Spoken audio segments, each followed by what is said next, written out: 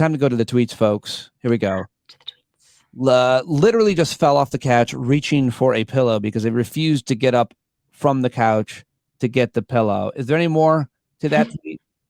I mean, I sat on the floor for a while and it was pretty cozy. I mean, I had the pillow then, so that was all right. No, I think the more to that tweet is just that I've been pretty low, frankly. So like, yeah, it hit the point the other day of like, yeah, no, I can't get up from this couch. So yeah. You're so low emotionally that it was Call me Hans, yeah. it's physically, because here it is, folks. This is my final question. I asked if we could talk about this before, and you tweeted about it. You are signaling low. You're signaling depression. You write Fiddler on the Roof voice. Depression. I don't think I delivered that right. Depression. Yeah, that's what I was going got for. it. But here's the thing. I woke up at 5 a.m. That was in my head. That's where that went. I was just like that. I woke up singing that, which is not maybe great, but but here's where we are. What's going on?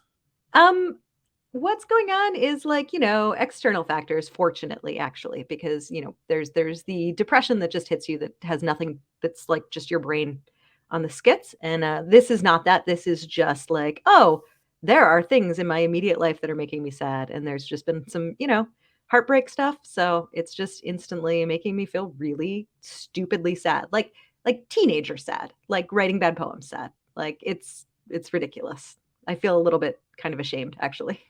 Oh, that's interesting. So we're all very sorry to hear of heartbreak when we hear it from anybody, including you, who we care about so much. But how are you dealing with it, and where does this shame of yourself come from?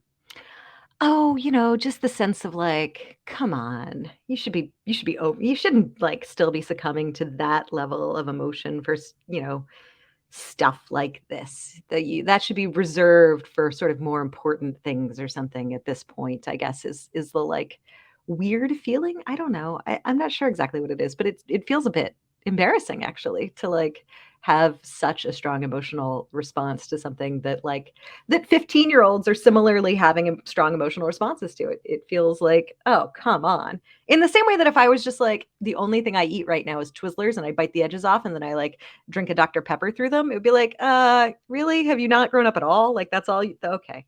That's funny, but I'm not allowing for it, because isn't heartbreak? Like if you have your heart broken 10 times, maybe you're better at you're building resilience. It also looks to me like you've left your heart open 10 times, which I think is a great thing, because the joy is the joy.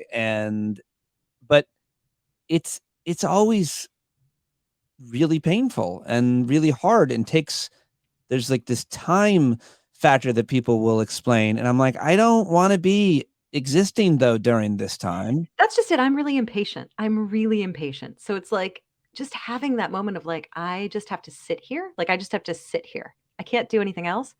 There's this other little part of my brain just being like, you have things to do. You can't just like, it's really annoyed at the whole deal. But then most of me is like, no, you actually just have to sit here.